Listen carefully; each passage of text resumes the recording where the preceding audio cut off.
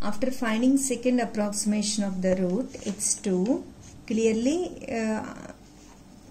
it lies between x1 and 2. After getting x2, once check with x1. First approximation of the root is 1.33 and second approximation of the root 1.46. Only real part coincide and we need to make the decimal part also equivalent with the previous approximation. Okay. After getting x2, now continue further procedure. F of x2. You got negative. F of x2 means substitute x2 in our polynomial x cube minus x minus 2. You got f of x2 negative. We need the recent positive. F of x2 negative. And what about f of x1? It is also negative. And the previous f of 2 positive. So f of x2 and f of 2 have opposite signs. Root lies between x2 and 2. Among these two, the smaller one is x2. So take it as A and the remaining is B. So correspondingly we have f of A and f of B values. F of A means f of x2. That means f of 1.46268. Already here it is present. F of B means f of 2. That also there. So third approximation of the root.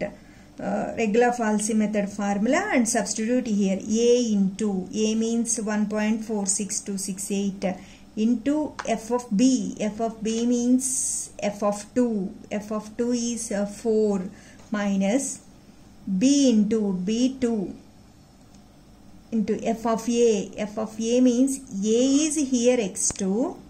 That is f of x2. Like that you had to check the values with your eyes in your notes. Then only you feel easy to substitute the values and to get correct ones.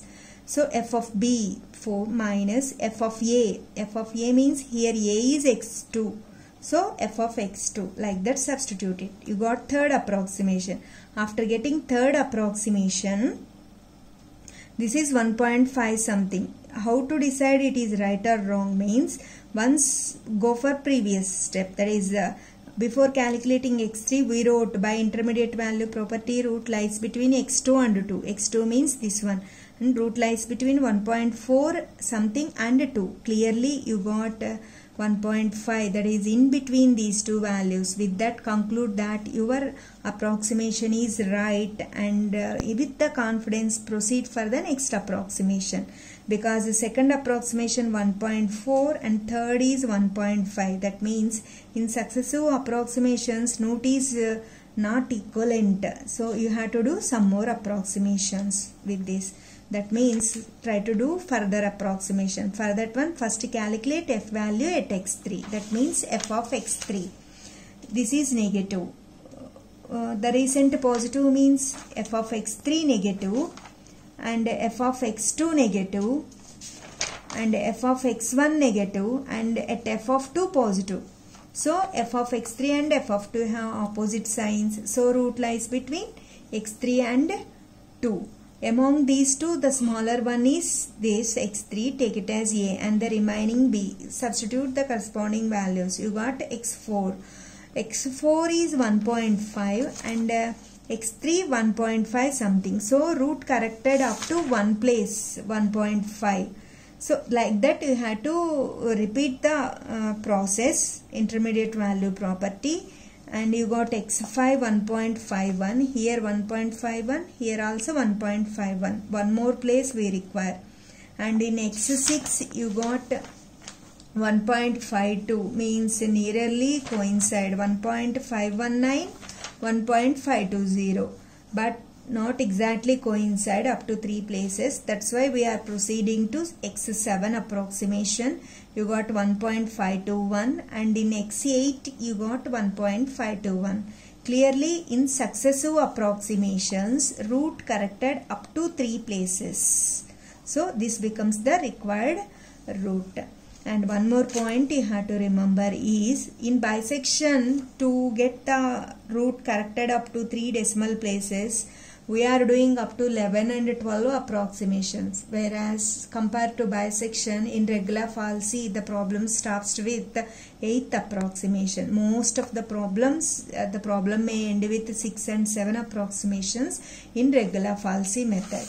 Now if you see the problem, find real root of the equation. This is the previous problem is algebraic equation, x cube minus x minus 2 equal to 0, but these are transcendental equations.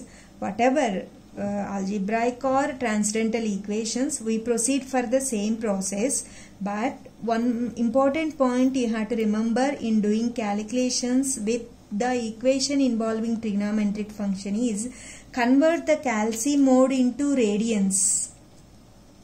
Trigonometric means you have both degree and radians values. As the problem is here numerical solutions of transcendental equations, as we are finding numerical solutions, if the equation involving whatever the method, is it the bisection, regular falsi or the next coming methods, whatever the method, if the equation involves the trigonometric function, in doing the calculations, you have to convert the calculator mode into radians. How to convert means, here you observe the option mode.